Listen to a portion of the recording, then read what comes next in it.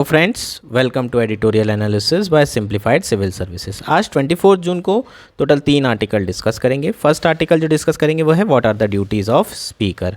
Speaker बहुत important theme बन चुकी है। लगातार क्वेश्चन पूछे जा रहे हैं आपको प्रीलिम्स में, तो प्री के पर्सपेक्टिव से, और मेंस में भी आपको क्वेश्चन आ रहे हैं। मेंस का क्वेश्चन भी तैयार करेंगे related to impartiality and autonomy of the speaker in performing their duties.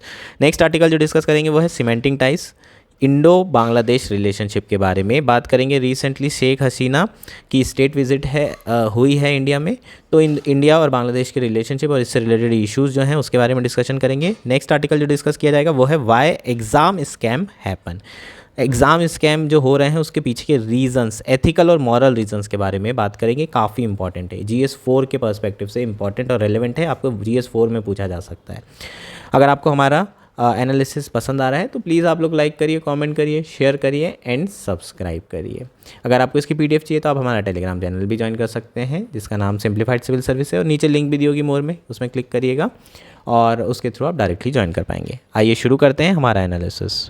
हमारा फर्स्ट आर्टिकल है what are the duties of the speaker. यह आर्टिकल द हिंदू में आया है। GS2 पॉलिटी मेंस के पर्सपेक्टिव से हाईली इंपॉर्टेंट आर्टिकल है। प्रीलिम्स के पर्सपेक्टिव से यार बहुत इंपॉर्टेंट है। क्यों इंपॉर्टेंट है? क्योंकि स्पीकर रिपीटेटिव थीम बन चुका है। 2024 में आया इसी बार प्री में, 2022 में भी दिखा, उसके पहले के पेपर उठा के देखोगे तो भी आपको स्पीकर के ऊपर क्वेश्चन दिख जाएंगे। इसका मतलब क्या है? अगर मुझे एग्जाम के एक दिन पहले पढ़ना है कोई पॉलिटी का टॉपिक, तो मैं कौन सा पढ़ूंगा? स्पीकर पढ़ूंगा। क्यों? क्योंकि वो बार बार रिपीट हो रहा है, रिपीटेटिव थीम बन चुका है। तो प्री पर्सपेक्टिव से बहुत इंपॉर्टेंट है, मेंस पर्सपेक्टिव से भी इक्वली इंपॉर्टेंट है। मेंस में भी आपको क्वेश्चन पूछेगा, एक मेंस का क्वेश्चन तैयार कर लेते हैं अपन, है ना। Analyze the role and responsibility of speaker of Lok Sabha. What measures can be taken to strengthen the impartiality and autonomy of a speaker in performing their duties. हमने कई बार सुना है ना, आपने भी सुना होगा कि स्पीकर जो है किसको फेवर कर रहा है? सरकार को फेवर कर रहा है। चाहे वो डिबेट के लिए टाइम एलोकेशन हो, चाहे वो मनी बिल का आइडेंटिफिकेशन हो, या फिर 10 शेड्यूल के अंदर डिस्क्वालिफिकेशन हो। तो किस तरीके से स्पीकर की ऑटोनॉमी को स्ट्रेंथन किया जा सकता है, किस तरीके से इम्पार्शियलिटी को स्ट्रेंथन किया जा सकता है, ये चीज़ें आपको पूछी जा सकती है। इस तरीके से आपको मेंस में क्वेश्चन आ सकता है 15 मार्क्स का। ठीक, शुरू करते हैं वो आर्टिकल। अभी स्पीकर का चुनाव होने वाला है, इसलिए ये आर्टिकल आया है। कंटेक्स्ट देख लेते हैं। President has appointed 7 time MP Bhartruhari Mahtab as a speaker protem of the 18th Loksabha. यार ये फैक्ट आपके लिए काफ़ी इंपॉर्टेंट है, आपकी स्टेट PCS में ऐसी चीज़ें पूछी जा सकती है। ठीक, तो रिसेंटली प्रेसिडेंट ने प्रोटियम स्पीकर अपॉइंट किया है बीजेपी से 7 टाइम MP चुने हुए भारतृहरि महताब को।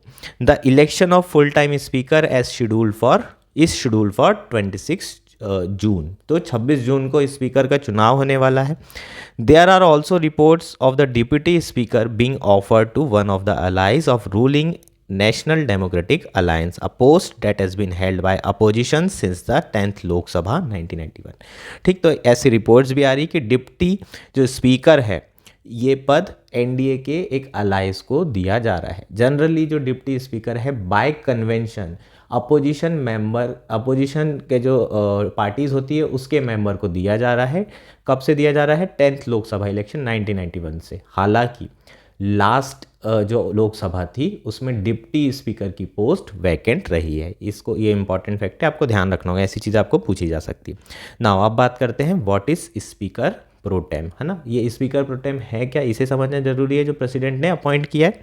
Article 94 of the constitution states that the speaker of Lok Sabha shall not vacate his her office until immediately before the first meeting of Lok Sabha after it's dissolution. इसका मतलब ये आपको स्टेटमेंट एग्जैक्ट पूछा जा चुका है प्रीलिम्स में।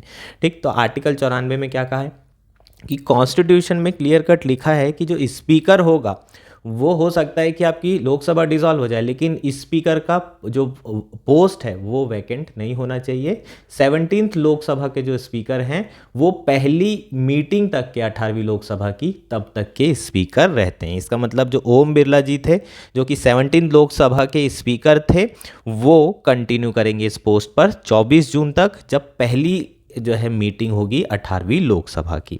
Article 95(1) of the constitution provide that when the post of speaker and deputy speaker is vacant the president shall appoint a member of Lok Sabha to perform the duties of speaker. तो article 95 में ये कहा है, मान लीजिए speaker नहीं है, deputy speaker भी नहीं है, तो ऐसी सिचुएशन में प्रेसिडेंट लोकसभा के एक मेंबर को जो है अपॉइंट करेंगे, जो कि सारे ड्यूटीज और फंक्शंस करेगा इसके स्पीकर के। इसे हम क्या कहते हैं? इसे हम प्रोटेम स्पीकर कहते हैं। ठीक, तो कौन अपॉइंट करता है प्रोटेम स्पीकर को? प्रेसिडेंट करता है। ये फैक्ट इंपॉर्टेंट है, ये चीज़ें आपको पूछी जाती है CAPF में, एग्जैक्ट चीज़ें आपको पूछी जा चुकी है। Hence the president appoints speaker pro tem under this provision till the full time speaker is elected. The term pro tem means for the time being और टेम्पररी। तो टर्म प्रोटेम का मतलब क्या है? Time being, for the time being और temporary. ठीक, अब ये जो प्रोटेम स्पीकर टर्म है, ये कहीं पर भी कॉन्स्टिट्यूशन में नहीं लिखा हुआ है और ना ही किसी रूल बुक में लिखा हुआ है लोकसभा की। तो ये बहुत इंपॉर्टेंट पॉइंट है, गलती से आपको पूछ लिया जाए प्रोटेम स्पीकर, है ना, ये वर्ड कॉन्स्टिट्यूशन में कहीं नहीं है और यहाँ से एक स्टेटमेंट बनने की पूरी संभावना है।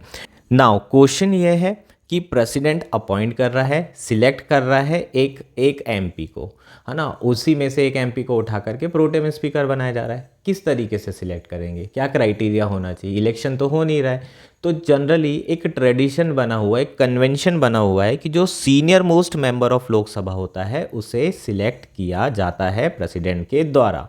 सीनियर मोस्ट का मतलब यहाँ एज से बिल्कुल नहीं है, जो ज़्यादा बार MP रह चुका है वो सबसे सीनियर मोस्ट होगा। अगर कोई 8 बार रह चुका है या कोई 9 बार रह चुका है, तो 9 टाइम जो रह चुका है उसको जो है चांसेस हैं कि प्रोटेम स्पीकर बनाया जाएगा। चीज़ें क्लियर है? तो ट्रेडिशन के हिसाब से सीनियर मोस्ट MP को बनाया जाता है प्रोटेम स्पीकर, और जो प्रोटेम स्पीकर है उनको ओथ एडमिनिस्टर कौन कराता है? प्रेसिडेंट। ये वाले पॉइंट यार इंपॉर्टेंट हैं, यहाँ पर फंसना नहीं है। ठीक, ये प्रेसिडेंट किसको ओथ एडमिनिस्टर कराएगा? प्रोटेम स्पीकर को। प्रोटेम स्पीकर बाकी MPs को ओथ एडमिनिस्टर कराता है। अब आप बोलोगे कि सर अभी तो ओथ सेरेमनी हुई थी, स्वेरिंग इन, है ना, तब भी तो MPs को, बिल्कुल, लेकिन वो कौन थे? कैबिनेट मिनिस्टर्स थे। कैबिनेट मिनिस्टर को डायरेक्टली प्रेसिडेंट ओथ एडमिनिस्टर कराता है, लेकिन जो बचे हुए MP हैं, जो अपोजिशन के होंगे और जो गवर्नमेंट में हैं MPs लेकिन किसी पद पर नहीं है, कोई मिनिस्टर नहीं है, उनको कौन ओथ एडमिनिस्टर कराएगा? प्रोटेम स्पीकर कराएगा। यार ये इंपॉर्टेंट पॉइंट्स हैं, यहाँ पर फंस जाते हैं बच्चे और गड़बड़ कर देते हैं। ठीक, तो ये याद रखना है आपको। और 18वीं लोकसभा में तो मैंने आपको बता ही चुका है कि प्रेसिडेंट ने BJP के 7 टाइम जो है MP भारतृहारी मेहताब को अपॉइंट किया है स्पीकर प्रोटेम। आओ अब देखते हैं स्पीकर और डिप्टी स्पीकर इलेक्ट कैसे हो सकते हैं। 26 जून को इलेक्शन होने वाले हैं। Article 93 of the constitution state that the Loksabha shall choose 2 member to be its speaker and deputy speaker. ठीक, election of speaker is held on a date fixed by president. ये पॉइंट काफ़ी इंपॉर्टेंट है ना। कौन date fix करता है speaker के election की? प्रेसिडेंट डेट फिक्स करता है। और डिप्टी स्पीकर के इलेक्शन की जो डेट है वो कौन फिक्स करता है? स्पीकर करता है। तो प्रेसिडेंट करेगा स्पीकर की और स्पीकर करेगा डिप्टी स्पीकर के इलेक्शन की डेट। ये प्लीज़ इसको याद रखें, यहाँ पर फंसने के चांसेस हैं। ठीक, कैसे इलेक्शन होता है? सिंपल मेजॉरिटी से, जितने भी मेंबर हैं, है ना, जनरली जो गवर्नमेंट होती है उन्हीं का ही आदमी स्पीकर बनता है। तो एक तरीके से कह सकते हैं कि जनरली जो स्पीकर होते हैं वो अनअपोज्ड इलेक्ट होते हैं। एक स्टेटमेंट बहुत इंपॉर्टेंट है यहाँ पर, इसको आप ध्यान रखेंगे।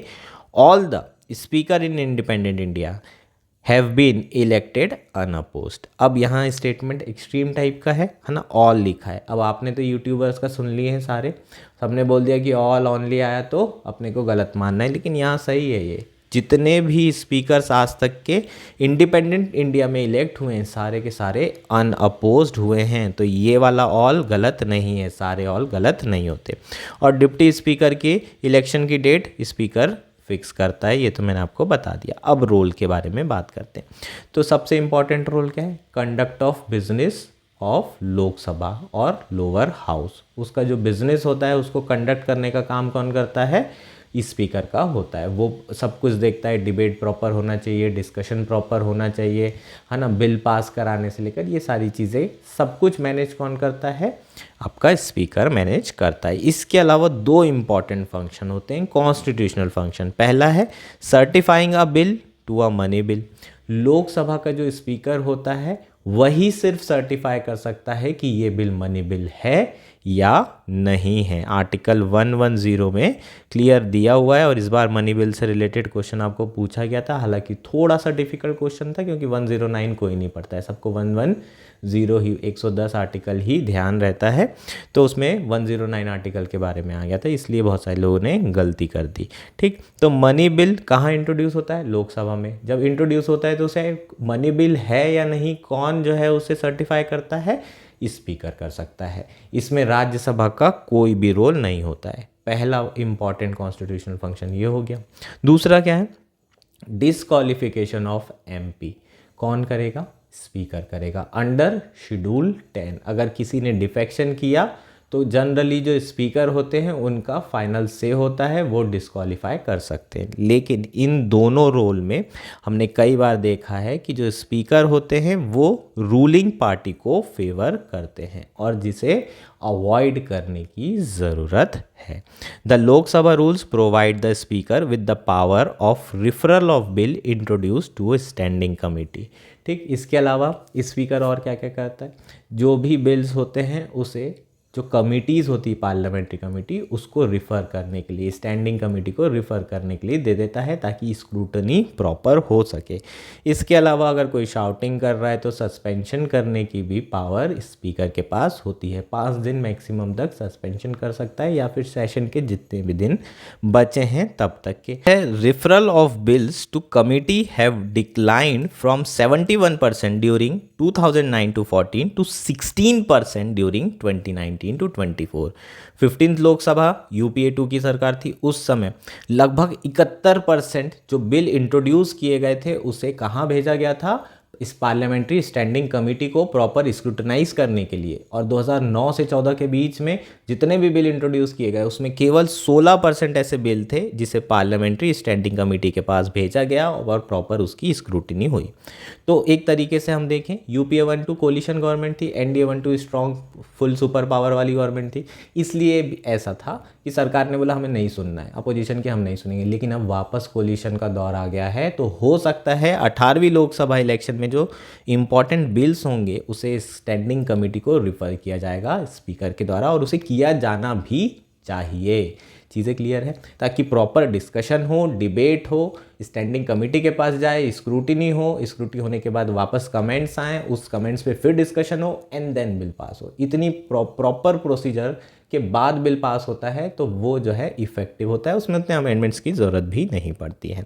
नेक्स्ट बात करते हैं स्पीकर से रिलेटेड कुछ कन्वेंशंस की। ब्रिटेन में क्या होता है, अगर एक बार स्पीकर है ना आपने ऑफिस में, एक बार आप स्पीकर ऑफिस के लिए इलेक्ट हो गए, अब आप किसी भी पॉलिटिकल पार्टी के हो, आपको अपना पॉलिटिकल पार्टी से रिज़ाइन करना पड़ेगा। ये ब्रिटेन में एक कन्वेंशन है। इंडिया में ऐसा होता है क्या, बिल्कुल नहीं होता है ना। जनरली जो गवर्नमेंट होती है उन्हीं के जो मेंबर होते हैं है ना, वो उसी पॉलिटिकल पार्टी के ही पर्सन को क्या बनाया जाता है स्पीकर, और वो ही अपना स्पीकर का जो पद होता है उसके सारे फंक्शन और ड्यूटीज़ अगले 5 साल तक निभाते हैं।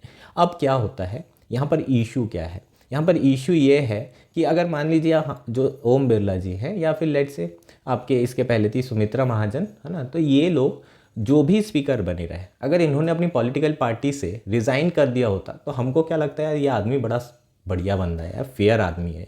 क्यों फेयर आदमी है, क्योंकि इसने अपना जो पॉलिटिकल पार्टी है उससे रिज़ाइन कर दिया और अब ये फेयर काम कर रहा है। ठीक, भले ही वो बायसनेस उसके बाद दिखाएगा भी, तब भी हमको थोड़ा सा लगेगा कि नहीं नहीं यार सही होगा तभी कर रहा है। तो यहाँ पर डेमोक्रेसी में क्या होता है, सीम्स टू बी फेयर होना उतना ही इंपॉर्टेंट है जितना फेयर होना इंपॉर्टेंट है। आपको फेयर दिखना भी ज़रूरी होता है, फेयर होना भी ज़रूरी होता है। अब क्या होगा, मान लीजिए स्पीकर ने अपना पॉलिटिकल पार्टी से रिज़ाइन नहीं किया और नॉर्मल कोई भी बिल आया है ना, उसे मनी बिल की तरह पेश किया। अब हो सकता है कि वो मनी बिल हो लेकिन उसके बावजूद भी आप क्या बोलोगे, नहीं यार ये पार्टी को फेवर तो कर रहा है। तो बायसनेस कहीं ना कहीं तो है और आपके दिमाग में ये चीज़ें चलती रहेगी। ठीक, तो इस तरह की चीज़ें इंडिया में बहुत ज़्यादा होती है और इसलिए स्पीकर के जो कॉन्स्टिट्यूशनल पोस्ट है, उनके कॉन्स्टिट्यूशनल डिसीजंस हैं, उस पर भी कई बार सवाल उठाए जाते हैं। अच्छा, इंडिया में अभी तक के किसी ने रिज़ाइन किया क्या? ऐसा अभी तक के कोई केस नहीं हुआ है। सोमनाथ चटर्जी UPA 1 के दौरान स्पीकर थे। उस समय सोमनाथ चटर्जी की जो पार्टी थी, लेफ्ट की सरकार, उन्होंने अपना सपोर्ट UPA से हटा दिया था और सोमनाथ चटर्जी को बोला था कि आप पद से रिज़ाइन कर दीजिए। उन्होंने अपनी पार्टी के अगेंस्ट में आके रेजिग्नेशन नहीं किया, वो पद पर बने रहे, है ना। पार्टी ने अपने जो पार्टी थी उससे बाहर कर दिया, पर स्टिल उसके बाद भी वो स्पीकर बने रहे। ठीक, लेकिन अभी तक के ऐसा कोई भी केस नहीं आया है जिसमें स्पीकर ने खुद से रिज़ाइन किया हो अपनी पॉलिटिकल पार्टी से। अच्छा, कॉन्स्टिट्यूशनल प्रोविजन के बारे में बात कर लेते हैं। 10th schedule allows a speaker to resign from their political party on been elected to their office. It has never been done by any speaker till date, है ना। तो 10th शेड्यूल में क्या कहा गया है कि स्पीकर अगर चाहे तो जिस भी पॉलिटिकल पार्टी का है वो उससे रिज़ाइन कर सकता है और जैसे ही वो स्पीकर का पद छोड़ता है दोबारा अपनी पॉलिटिकल पार्टी ज्वाइन कर सकता है ना। जनरली आपको पता होगा जो एंटी डिफेक्शन लॉ है उसके अंदर अगर आप अपनी जो पार्टी है, पॉलिटिकल पार्टी, है ना, इलेक्ट होने के बाद उससे क्या करते हैं, इस्तीफ़ा देते हैं, रेजिग्नेशन देते हैं, तो वो डिफेक्शन कहलाता है। लेकिन यहाँ पर स्पीकर के लिए एक्सेप्शन है ना। और स्पीकर क्या कर सकता है, अपनी पॉलिटिकल पार्टी से रिज़ाइन भी कर सकता है और दोबारा रिजॉइन भी कर सकता है, उसे डिफेक्शन नहीं माना जाएगा। लेकिन आज तक के कोई भी स्पीकर ने ऐसा नहीं किया है इंडिपेंडेंट इंडिया की हिस्ट्री में, तो ये भी आपको फैक्ट पता होना चाहिए। ठीक, तो ये चीज़ें अगर होगी तो ये पहली स्टेप होगी ऑटोनॉमी और इम्पार्शलिटी के तरफ। इसके अलावा और क्या किया जा सकता है यार ऑटोनॉमी और इम्पार्शलिटी इंप्रूव करने के लिए? डिस्क्वालिफिकेशन से रिलेटेड, है ना, इलेक्शन कमीशन को पावर दे दी जाए। क्योंकि क्या करते हैं स्पीकर, मान लीजिए डिफेक्शन कांग्रेस के MP ने किया और बीजेपी में आ गया, तो क्या होगा, ये स्पीकर ना इस MP को क्या करेगा, चलने देगा, बोले हाँ ठीक है डिफेक्शन कर लिया ना, डिसीजन ही नहीं लूँगा, मैं बैठ जाऊँगा, तेरे पूरे 5 साल निकल जाएंगे तब तक के, है ना, जो भी कंप्लेंट की कांग्रेस ने मैं दूंगा ही नहीं। अब अगर गलती से बीजेपी का अगर MP कांग्रेस में चला गया तो यही स्पीकर तुरंत जो है उसको क्या कर देता है, डिस्क्वालीफाई कर देता है। तो इस तरीके से पार्शियल बिहेव करने के कारण स्पीकर पे बहुत ज़्यादा जो है कई बार आरोप भी लगते हैं कि वो गवर्नमेंट एजेंट की तरह काम कर रहा है। सुप्रीम कोर्ट ने भी कई बार लताड़ लगाई है। मनी बिल के केस में भी, मनी बिल में भी जो है सोल अथॉरिटी किसके पास होती है, स्पीकर के पास, लेकिन सुप्रीम कोर्ट ने कहा कि जुडिशियल रिव्यू के बिल्कुल चांसेस हैं। एक बार आइडेंटिफाई हो गया, एक बार सर्टिफाई हो गया, उसके बाद आप जुडिशियल रिव्यू करवा सकते हैं, ऐसा सुप्रीम कोर्ट ने कहा है। और इसके अलावा जो डिस्क्वालिफिकेशन वाला इशू, एंटी डिफेक्शन वाला, उसमें भी स्पीकर पर जो है कई बार सुप्रीम कोर्ट ने स्पीकर को लताड़ लगाई है कि आप जो है इस तरीके से, है ना, बिहेव नहीं कर सकते, आपको एक टाइमलाइन सेट करनी पड़ेगी, उसी टाइमलाइन में डिसाइड करिए जो भी आपके पिटीशन आ रही है रिलेटेड टू डिस्क्वालिफिकेशन। खासकर स्टेट में ये बहुत ज़्यादा देखने को मिलता है। स्पीकर के रोल के कारण कई बार सरकारें बन जाती है, सरकारें गिर जाती है। तो इस तरीके से जो स्पीकर होता है वो पार्शियल बायपार्टीशन मैनर में काम करने के कारण उस पर बहुत ज़्यादा सवाल उठते रहे हैं। और स्पीकर और जो है इस पर इलेक्शन कमीशन के पास ये पावर देने की भी बात कही गई है। ARC में भी कहा गया है कि डिस्क्वालिफिकेशन से रिलेटेड पावर इलेक्शन कमीशन को दे दो ताकि इलेक्शन कमीशन ये डिस्क्वालीफाई करे। और ऐसे में इलेक्शन कमीशन एक इंडिपेंडेंट ऑटोनोमस बॉडी है, तो वो जो है ना कांग्रेस को फेवर करेंगे ना बीजेपी को फेवर करेंगे। तो ये कुछ सॉल्यूशन है जिससे हम क्या कर सकते हैं, स्पीकर की जो ऑटोनॉमी है और इम्पार्शलिटी है उसे स्ट्रेंथन कर सकते हैं। ना डिप्टी स्पीकर की भी बात कर लेते हैं। बहुत इंपॉर्टेंट पोस्ट है यार, ये भी कॉन्स्टिट्यूशनल पोस्ट है। और 10th लोकसभा इलेक्शन के बाद से, है ना, 10th लोकसभा से जो डिप्टी स्पीकर इलेक्ट होके आता है वो हमेशा अपोजिशन पार्टी का होता है। और ये सारी चीज़ें बाय कन्वेंशन है यार, है ना, कहीं पर लिखा नहीं है, इसको ध्यान रखना है। 17th लोकसभा में डिप्टी स्पीकर का जो पद था वो वैकेंट था, है ना, जो बिल्कुल अच्छी बात नहीं है। एक डेमोक्रेसी के लिए बिल्कुल भी ये चीज़ सही नहीं है ना। अपोजिशन मेंबर को बिल्कुल भी कुछ भी सही नहीं मिलेगा तो ऐसा तो अच्छा नहीं होगा, है ना। डिस्कशन डिबेट के लिए अच्छा नहीं होगा, डेमोक्रेसी के लिए अच्छा नहीं होगा। तो 17वीं लोकसभा में डिप्टी स्पीकर था ही नहीं, वैकेंट था। होपफुली 18वीं लोकसभा में डिप्टी स्पीकर रहे, और जो ट्रेडिशन और कन्वेंशन चला आ रहा है जिसमें डिप्टी स्पीकर की पोस्ट अपोजिशन के मेंबर को दी जाती है, उसे ही वापस कंटिन्यू रखना चाहिए ताकि डेमोक्रेसी क्या हो सके, स्ट्रेंथन हो सके। चीज़ें क्लियर है क्या? ये हमारा आर्टिकल था यार, है ना। सारी चीज़ें हमने डिस्कस कर ली है, प्रॉपर मेंस का क्वेश्चन भी मैंने आपको डिस्कस कर दिया, एड्रेस कर दिया है। That's it. हमारा नेक्स्ट आर्टिकल है सीमेंटिंग टाइज। यह आर्टिकल इंडियन एक्सप्रेस में आया है, GS2 IR मेंस के पर्सपेक्टिव से इंपॉर्टेंट है। आर्टिकल की थीम क्या है? Indo Bangladesh relationship. यार बहुत इंपॉर्टेंट है, इंडिया सब कॉन्टिनेंट में सबसे इंपॉर्टेंट पार्टनर है इंडिया का बांग्लादेश। तो बहुत चांसेस हैं आपको अगर बायलैटरल रिलेशन के ऊपर मेंस में क्वेश्चन आए तो बांग्लादेश के ऊपर पूछ ले। इसके अलावा प्री के पर्सपेक्टिव से तो इंपॉर्टेंट है यार, है ना। दोनों कंट्री के बीच में कौन से प्रोजेक्ट चल रहे हैं, कौन सी एक्सरसाइज हो रही है, ये सारी चीज़ें पूछ ली जाती है।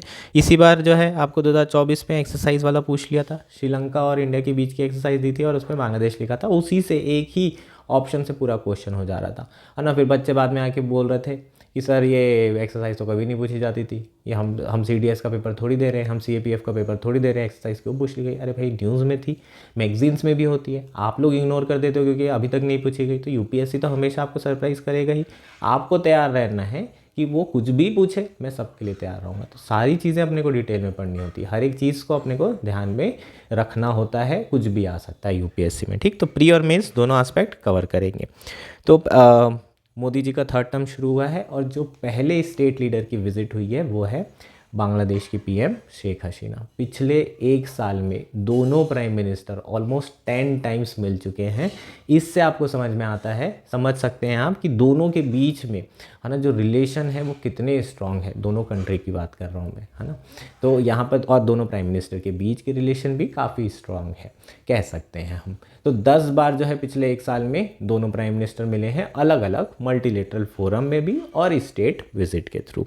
इस बार जो है जो मीटिंग हुई है उसका अगर हम मेन एजेंडा की बात करें तो वो क्या है? The vision for shared future, ठीक। दोनों प्राइम मिनिस्टर ने vision for shared future unveil किया है और प्रॉमिस किया है इसी चीज़ पे बिल्ड करने के लिए जो रिलेशन है उसे एक्स्ट्रा ऑर्डिनरी रिलेशनशिप से ट्रांसफॉर्म करके ट्रांसफॉर्मल पार्टनरशिप में चेंज कर दिया है। लास्ट डिकेड में जो रिलेशन था वो एक्स्ट्रा ऑर्डिनरी रिलेशन का नाम दिया जाता था, अब इसे ट्रांसफॉर्मेशनल पार्टनरशिप कहा जा रहा है। तो ये सब एडजेक्टिव्स हैं यार, है ना। ये सारे वर्ड्स हैं अपनी रिलेशनशिप को सुंदर दिखाने के, बड़े बड़े वर्ड्स का यूज़ करते हैं कि हमारी देखो रिलेशन अब नेक्स्ट लेवल पर जा चुकी है, अलग रिलेशनशिप चल रही है, ठीक। तो आपकी पर्सनल की बात नहीं कर रहा हूँ, या स्टेट रिलेशनशिप की बात हो रही है।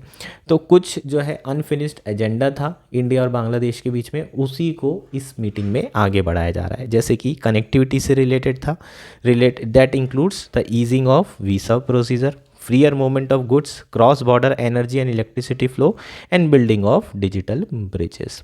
इसके अलावा ढाका और दिल्ली दोनों ही अब कॉम्प्रिहेंसिव इकोनॉमिक पार्टनरशिप एग्रीमेंट पर नेगोशिएशन कर रहा है। एक तरीके से क्या है? फ्री ट्रेड एग्रीमेंट है, ये FTA है और दोनों कंट्री के बीच में नेगोशिएशन चल रहे हैं। ये नेगोशिएशन क्यों हो रहे हैं? क्योंकि जो बांग्लादेश है 2026 के बाद लीस्ट डेवलप्ड कंट्री का जो स्टेटस है उसे खोने वाला है। तो लीस्ट डेवलप्ड कंट्री का जो बेनिफिट मिलते थे इसको, बांग्लादेश को, कि इसे फ्री ट्रेड करने मिल जाता था इंडिया में, फ्री बिना टैरिफ के ये अपना एक्सपोर्ट कर सकता था, वो नहीं कर पाएगा। तो अगर अब इसे एक्सपोर्ट करना है तो 2026 के तक FTA साइन करना होगा, और FTA यहाँ पर क्या है? इसका नाम CEPA है, कॉम्प्रिहेंसिव इकोनॉमिक पार्टनरशिप एग्रीमेंट। अब दोनों के बीच के टाइज की बात कर लेते हैं ना, क्योंकि क्वेश्चन तो ऐसा नहीं आएगा कि इस बार की विजिट में क्या हुआ, क्वेश्चन तो आपका आएगा दोनों के जो रिलेशन है वो कैसे हैं और उसमें क्या क्या इश्यूज़ है। दोनों के टाइज की बात करते हैं। सबसे पहले थोड़ी हिस्ट्री की बात कर लेते हैं। बांग्लादेश के साथ हमारी जो हिस्ट्री है ना, थोड़ी सी गड़बड़ सी रही है। 1971 में इंडिया ने इंडिपेंडेंट करा दिया, है ना, वॉर करवा दी। इंदिरा गांधी ने पाकिस्तान को 2 पार्ट में अलग अलग कर दिया, एक का नाम बांग्लादेश हो गया। उसके बाद वहाँ पर 2 तरह की पार्टी हुई, ठीक। एक अवामी लीग थी जो प्रो इंडियन थी, और एक जो है रेडिकल पार्टी थी, है ना, वो हमेशा इंडिया के अगेंस्ट रही। तो जब भी वो रेडिकल पार्टी की सरकार आती थी, इंडिया और बांग्लादेश के रिलेशन ख़राब हो जाते थे। तो ऐसा रहा कि 5 साल रिलेशन अच्छे, फिर 5 साल ख़राब, फिर 5 साल अच्छे। 1996 के बाद जब शेख हसीना के साथ गंगा ट्रीटी हुई, उसके बाद से इंडिया बांग्लादेश के रिलेशन बहुत ज़्यादा ट्रांसफॉर्म होने लगे। और शेख हसीना जब भी पार्टी में आती हैं, जब भी सरकार में आई हैं, तब इंडिया बांग्लादेश के रिलेशन नई नई ऊंचाइयां छुए हैं। इस बार जो है ये भी माना गया है कि जो इलेक्शन थे बांग्लादेश में वो रिग्ड थे, है ना। जो शेख हसीना है उन्होंने गलत तरीके से ये इलेक्शन जीता है, लेकिन उससे हमको ज़्यादा फर्क नहीं पड़ रहा है। क्यों? क्योंकि ये प्रो इंडियन गवर्नमेंट है। प्रो इंडियन गवर्नमेंट है तो बांग्लादेश एटलीस्ट अपने साथ में अच्छे रिलेशन रखा हुआ है, और उसकी लोकेशन भी स्ट्रैटेजिक है, ठीक। तो वो उस पर्सपेक्टिव से भी बांग्लादेश इंपॉर्टेंट है। नेक्स्ट बात कर लेते हैं आपके ट्रेड एंड इन्वेस्टमेंट की। लगभग 18 बिलियन यूएसडी, ठीक, 18 बिलियन आपका जो डॉलर है, यूएस डॉलर, इतना ट्रेड दोनों कंट्रीज़ के बीच में हो रहा है। और बांग्लादेश का India second largest exporting trade partner है, ठीक। ये जो बांग्लादेश का सेकेंड लार्जेस्ट ट्रेड पार्टनर कौन है? इंडिया है। ये आपको ध्यान रखना होगा। ये सब फैक्ट यार इंपॉर्टेंट है, ये लिखोगे तो नंबर अच्छे आएंगे। नेक्स्ट इंपॉर्टेंट पॉइंट क्या है? इंफ्रास्ट्रक्चर में बात कर लेते हैं। इंडिया बहुत ज़्यादा लाइन ऑफ क्रेडिट देता है। 2010 से ऑलमोस्ट 7 बिलियन यूएसडी जो है दे चुका है इंडिया लाइन ऑफ क्रेडिट। किस लिए देता है line of credit? Infrastructure improve करने के लिए। गरीब कंट्री है तो इंफ्रास्ट्रक्चर इंप्रूव करने के लिए उन्हें पैसा दिया जाता है ना। लोन, लाइन ऑफ क्रेडिट मतलब बहुत कम, सॉफ्ट लोन बोलते हैं, बहुत कम परसेंट इंटरेस्ट पे ये लोन दिए जाते हैं। जैसे कि रिसेंटली 2023 में एक प्रोजेक्ट इनॉग्रेट किया है, अखोरा अगरतला रेल लिंक, ठीक। तो ये सब लाइन ऑफ क्रेडिट के जो पैसा आ रहा है उसी से ये प्रोजेक्ट बनाए जा रहे हैं। कुछ स्ट्रेटेजिक इश्यूज भी रिजॉल्व किए गए हैं, जैसे कि गंगा वाटर शेयरिंग ट्रीटी था, उसे रिजॉल्व कर लिया गया। दोनों कंट्रीज़ के बीच में कितना पानी जो है शेयर होना चाहिए, 50-50% है यार ये रेशियो, है ना, ध्यान रखना होगा आपको। इसके अलावा लैंड बाउंड्री एग्रीमेंट 2015 में किया था, अगर याद हो तो, ठीक। लैंड बाउंड्री एग्रीमेंट के बारे में एक बार रीड कर लेना, इंपॉर्टेंट है। अभी तक आया तो नहीं है लेकिन पता होना चाहिए, बांग्लादेश और इंडिया के बीच में लैंड बाउंड्री एग्रीमेंट हुआ था, इतना भी पता है तो हो जाएगा, इससे ज़्यादा नहीं पूछेगा। नेक्स्ट एनर्जी की बात करें तो एनर्जी इंडिया जो है एक्सपोर्ट करता है किसको? बांग्लादेश को। लगभग 2000 मेगावाट इलेक्ट्रिसिटी बांग्लादेश इंपोर्ट करता है इंडिया से। इसके अलावा डिफेंस कोऑपरेशन बराबर अच्छा चल रहा है दोनों के बीच में। एक्सरसाइज वगैरह भी करते हैं। संप्रीति आर्मी वाली एक्सरसाइज है, बोंगो सागर नेवी के द्वारा ये एक्सरसाइज की जा रही है, ठीक। तो ये दोनों एक्सरसाइज के नाम ध्यान रखेंगे। इस बार का क्वेश्चन अगर ये एक्सरसाइज का नाम पता होते तो बन जाता प्रीलिम्स में। अब कुछ इश्यूज़ हैं इन कंट्रीज़ के बीच में, वो भी देख लेते हैं जो अभी रिजॉल्व नहीं हो रहे हैं। एक तो ये तीस्ता वाटर शेयरिंग इशू है यार, है ना। ये ममता बनर्जी के कारण रुका हुआ है। 2011 में ऑलमोस्ट फाइनलाइज हो गया था, क्योंकि उस समय यूपीए की सरकार में ही ममता बनर्जी थी, है ना। भले ही टीएमसी सपोर्ट बाहर से कर रही थी लेकिन सरकार में तो थी। ऑलमोस्ट सब कुछ डिसाइड हो गया था, सीएम लास्ट मोमेंट पर आई नहीं ट्रीटी साइन करने। कौन? हमारी ममता दीदी बोली नहीं हम नहीं दे रहे पानी, हमको दिक्कत हो जाएगा, हमारे लोगों का क्या होगा, हम शेयर करेंगे ही नहीं। तीस्ता वाटर इशू अभी भी जो है रिजॉल्व नहीं हो पाया है ना, इनकी पॉलिटिक्स के कारण। नेक्स्ट है ड्रग एंड स्मगलिंग। यार जो बॉर्डर है ना वो टेरेन सही नहीं है, तो बहुत ज़्यादा ड्रग्स और स्मगलिंग ये सारी चीज़ें बांग्लादेश बॉर्डर से इंडिया होता है ना। और आर्म्स का जो वो है स्मगलिंग, ये भी बहुत ज़्यादा होती है।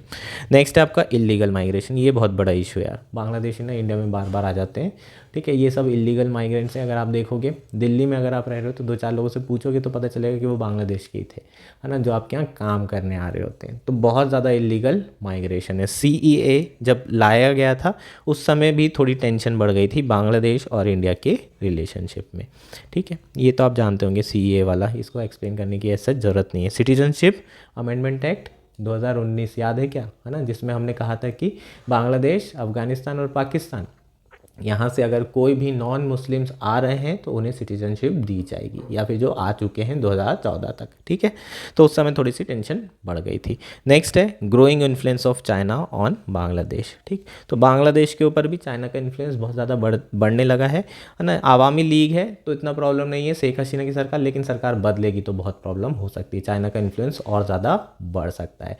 बेल्ट एंड रोड इनिशिएटिव में ऑलरेडी बांग्लादेश ने साइन किया हुआ है। तो ये कुछ इश्यूज़ हैं जो कि रिजॉल्व करने के बचे हैं। तीस्ता वाटर शेयरिंग इशू तो मुझे नहीं लगता कि ये रिजॉल्व हो सकता है अनटिल अनलेस टीएमसी की सरकार रहेगी। जब तक दीदी सीएम रहेगी तब तक तो नहीं होगा। ड्रग एंड स्मगलिंग के लिए क्या है, बॉर्डर फेंसिंग सरकार कर रही है ना, आर्टिफिशियल इंटेलिजेंस का भी यूज़ कर रही है।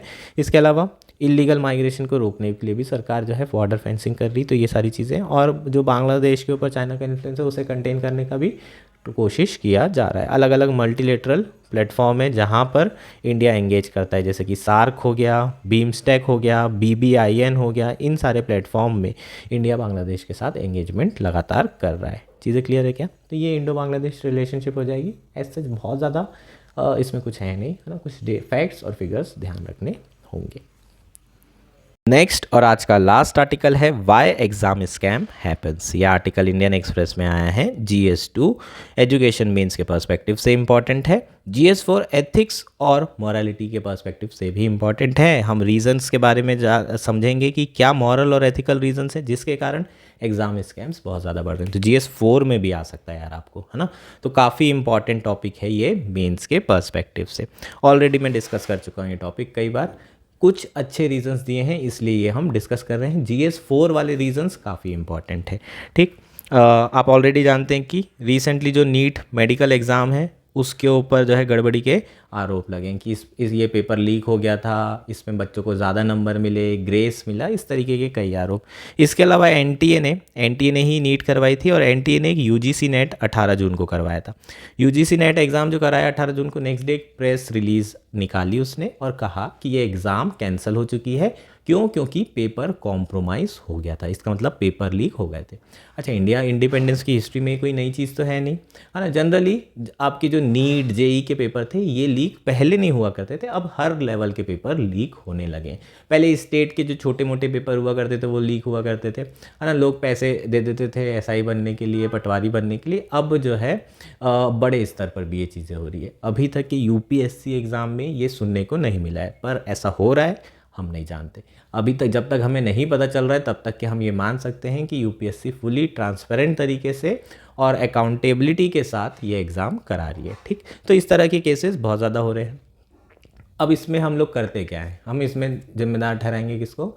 NTA को। तुम रिस्पॉन्सिबल हो। ज़्यादा से ज़्यादा क्या होगा, एजुकेशन मिनिस्टर, है ना, बोलेगा कि नैतिकता के आधार पर मैं रिज़ाइन कर देता हूँ। वैसे ऐसा कुछ होता नहीं है, आजकल इतनी नैतिकता लीडर्स में बची नहीं है। ज़्यादा से ज़्यादा और क्या होगा, जो लोगों ने लीक कराया उनको जेल हो जाएगी, उनको पकड़ के जेल में डाल देंगे, रिस्पॉन्सिबल ठहरा दिया जाएगा और उसके बाद फिर सब कुछ ठंडे बस्ते में दोबारा से री एग्ज़ाम हो जाएगी। और हो सकता है कि उस री एग्ज़ाम में फिर से पेपर लीक हो जाए या फिर से जो है थोड़ी बहुत चीटिंग करा दी जाए, लेकिन पता ना चले। ठीक है, जब तक पता नहीं चल रहा है तब तक स्कैंडल हुआ नहीं है। ये हम अपने इंडिया में यही सारी चीज़ें चलती है। तो ये हमारा जो है जनरल जो स्कैम होने का रीज़न है, ये इस तरीके से हम इसे रिएक्ट करते हैं। नाउ अब जो स्कैम हो रहा है उसके रियल रीजंस के बारे में बात करते हैं। तो पहला रीज़न क्या है? Fail to fulfil aspiration of youth. जो गवर्नमेंट है ना, जो अपनी सरकारें हैं, वो कहीं ना कहीं फेल हुई है यूथ की एस्पिरेशन को फुलफिल करने में। कुछ ही ऐसी पोस्ट है जहाँ पर जो है अगर उनका सिलेक्शन होता है तो उन्हें सक्सेसफुल माना जाता है। अब उस पोस्ट के लिए वो बहुत हार्ड वर्क करते हैं। पोस्ट बहुत कम है, एजुकेशन में सीट बहुत कम है, नीट में सीट कम है, जेई में कम है, इसके लिए बच्चे बहुत मेहनत करते हैं और फिर मेरिट का नाम दे दिया जाता है। जो सिलेक्ट होते हैं उन्हें उनकी सक्सेस को बहुत ज़्यादा सेलिब्रेट किया जाता है, लेकिन जो फेल हो जाते हैं उन्हें फेलियर का, रिजेक्शन का थप्पा लगा दिया जाता है। ऐसे में जो यूथ है उनकी एस्पिरेशन को बहुत ठोस पहुंचती है और वो किसी भी कीमत पर इसे अचीव करना चाहते हैं और ऐसे में कई बार वो जो है गलत रास्ता पकड़ लेते हैं और इस तरीके के पेपर लीक्स में इन्वॉल्व हो जाते हैं, स्कैम करने में इन्वॉल्व हो जाते हैं। इसके अलावा जो दूसरा रीज़न है वो क्या है? ये जो यूथ की एस्पिरेशन है ये फुलफिल क्यों नहीं हो रही है? Because there is a mismatch in demand and supply of quality education due to lack of public infrastructure. अगर फर्स्ट प्लेस पे डिमांड और सप्लाई दोनों ही बराबर होती तो इतना झंझट ही नहीं होता, है ना, कि भाई मेरिट निकल रही है और बच्चे इन सब चीज़ों एक्टिविटीज़ में इन्वॉल्व भी नहीं होते। अगर डिमांड ही नहीं होगी पेपर की तो स्कैम होगा क्यों, लीक क्यों होगा? ये एक्चुअल में डिमांड इतनी ज़्यादा है कि पर्टिकुलर पेपर यार अगर लीक कर दिया बहुत महंगा बिकेगा क्योंकि उसकी डिमांड ज़्यादा है। UPSC के पेपर अगर प्रीलिम्स आपको मिल रहा होगा तो 40-50 लाख रुपए देने के लिए तैयार हो जाओगे। क्यों? क्योंकि 4 साल लगा दिए और अभी प्रीलिम्स एक बार निकला है बस या 2 बार निकला है बस, सिलेक्शन नहीं हो पा रहा है। या मेंस का पेपर अपने को ऐसे का पता चल जाए और ऐसे बहुत मुश्किल होता है, उसमें नंबर लाना मुश्किल होता है, तो हम देने के लिए तैयार हो जाएंगे क्योंकि डेस्परेट है, हमें सिलेक्शन चाहिए। तो जब अगर इस तरीके की डिमांड होती है तभी तो पेपर लीक्स होते हैं। तो ये जो मिसमैच है इसके कारण स्कैम्स बहुत ज़्यादा हो रहे हैं। नेक्स्ट क्या है? It is a legacy issue, है ना। ये जो मिसमैच है सप्लाई और डिमांड की लेगेसी है। लेकिन एक और बहुत इंपॉर्टेंट फैक्ट है कि ये मोस्ट इग्नोर्ड इशू है सारी गवर्नमेंट के द्वारा, चाहे वो प्रेजेंट गवर्नमेंट हो या फिर पास्ट की जितनी भी गवर्नमेंट। एम्प्लॉयमेंट और एजुकेशन पे कभी ज़्यादा ध्यान दिया है ही नहीं, सोशल सेक्टर पर इतना फोकस नहीं किया है सरकारों ने। इसके कई रीजंस हो सकते हैं यार। इंडिपेंडेंस के बाद पैसा बहुत, रिसोर्सेज बहुत लिमिटेड थे, तो आपको हर फील्ड में, है ना, पैसा इन्वेस्ट करना था, हर फील्ड में आपको पैसा देना था, तो आपके रिसोर्सेज वो थिनली स्प्रेड हो गए थे। है। लेकिन जब आपकी ग्रोथ है वो बड़ी है, उसके बावजूद भी ये कुछ सेक्टर्स ऐसे हैं जो कि इग्नोर्ड हैं और आज भी इग्नोर्ड हैं, और इसी के कारण ये सारी चीज़ें प्रॉब्लम हो रही है। नेक्स्ट क्या है? Narrow definition of success, that is amassing wealth and power. ठीक, हमारी सोसाइटी में एक डेफिनेशन क्या बन चुकी है सक्सेस की, कि वेल्थ होना चाहिए और पावर होना चाहिए। यूपीएससी क्यों कर रहे हैं? कहीं ना कहीं अपने दिल पर हाथ रख के पूछो, मेन रीज़न क्या है? वो मेन रीज़न ना ये जो वर्ड दिख रहा है ना, POWER, यही नज़र आएगा। पावर चाहिए, है ना, चीज़ों को कंट्रोल करना है। पावर और वेल्थ, ये दो चीज़ जो है हमारी सोसाइटी में सक्सेस का मानक बन चुके हैं। और अगर ये सोसाइटी में सक्सेस का मानक नहीं होते, है ना, हर इंसान की छोटी छोटी चीज़ों को भी सेलिब्रेट किया जाता, तो फिर इतना प्रॉब्लम नहीं होता, इतना ज़्यादा करप्शन नहीं होता, ऐसे पेपर लीक नहीं होते, और जो सक्सेस की डेफिनेशन है वो इतनी नैरो नहीं होती।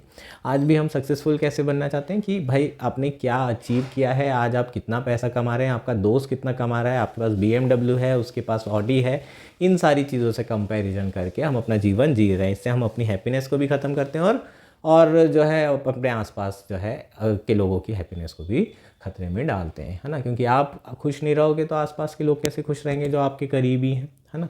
तो ये हमारी जो नैरो डेफिनेशन ऑफ सक्सेस है, इनफैक्ट ये हमारी और सोसाइटी की ये एक narrow definition of success. Utilitarian वाली थोड़ी सी डेफिनेशन, ये जो है हीडोनिस्टिक वाली, ये आपकी डेफिनेशन हो जाएगी, है ना। तो हमें एज अ सक्सेस पैरामीटर क्या लेना चाहिए यार? सक्सेसफुल सिटीजन क्या हो सकता है?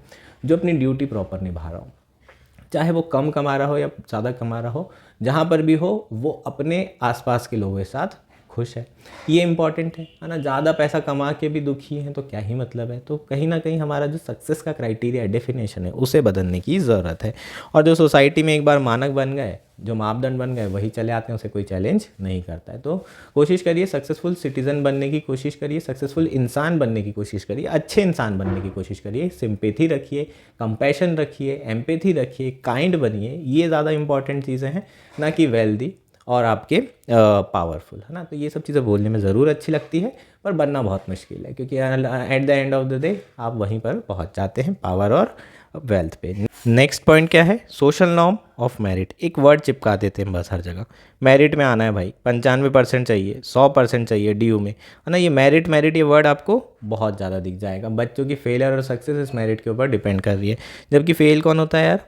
इंस्टीट्यूशन फेल होता है। बच्चे फेल होते हैं क्या? बिल्कुल नहीं होते यार। तो जैसे अभी UPSC प्रीलिम्स दिए हैं बच्चों ने, है ना, बहुत सारे बच्चे 90 के अराउंड बहुत सारे बच्चे हैं, और ये 90 के अराउंड बच्चे में एक दो बच्चे ऐसे होंगे जिनके एक आध नंबर और एक्स्ट्रा एक आध क्वेश्चन आ गया और वो सिलेक्ट हो जाएंगे। कुछ बच्चे ऐसे होंगे जिनके एक आध क्वेश्चन गलत हो जाएंगे और वो बाहर हो जाएंगे।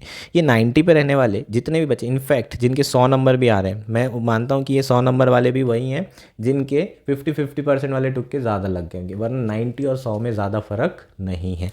जब इन बच्चों में फ़र्क नहीं है तो फिर एक बच्चा अंदर क्यों है, एक बच्चा बाहर क्यों है, ये सवाल उठता है। तो बच्चे को हम फेलियर इस बेसिस पे कर देते हैं, 2 घंटे के एक टेस्ट के बेसिस पे। भले ही बोलने की बातें हैं पर ये सच है ना। तो इस तरीके से हमारा जो सिस्टम है वो फेलियर है। बच्चे यार फेलियर बिल्कुल भी नहीं है, और ये चीज़ आपको ध्यान रखनी होगी, क्योंकि हम क्या करते हैं, जो कुछ बच्चे होते हैं उनको सेलिब्रेट करते हैं। ऐसे में जो बच्चे स्टूडेंट्स हैं उनके ऊपर प्रेशर बढ़ता है कि भाई मुझे सेलिब्रेट तभी किया जाएगा, मेरे पेरेंट्स मुझे पसंद तभी करेंगे जब मैं अच्छा बच्चा बनूंगा, मेरिट में आऊँगा।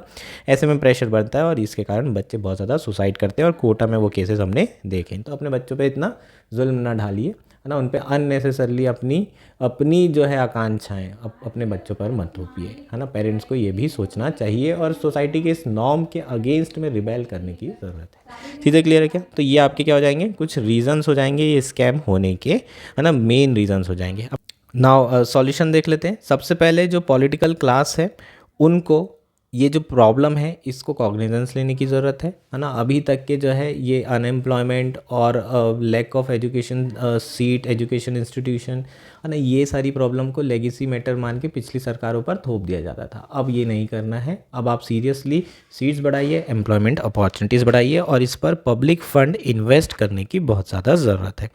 इसके अलावा जो डिसमिसिव और एक्सप्लॉइटिव एटीट्यूड्स है टुवर्ड्स द वर्किंग क्लास, ये इसको ख़त्म करने की ज़रूरत है, और सोशल सॉलिडरिटी की एक फीलिंग को बनाने की ज़रूरत है ना। वर्किंग क्लास को ऐसे बिल्कुल हल्के में नहीं लेना है कि अरे ये तो वर्किंग क्लास है, अरे ये तो ऐसा है, ये तो वैसा है ना। आप अच्छा कर रहे हैं, आपने बड़ी कंपनी खोल ली, इट्स ऑल राइट, लेकिन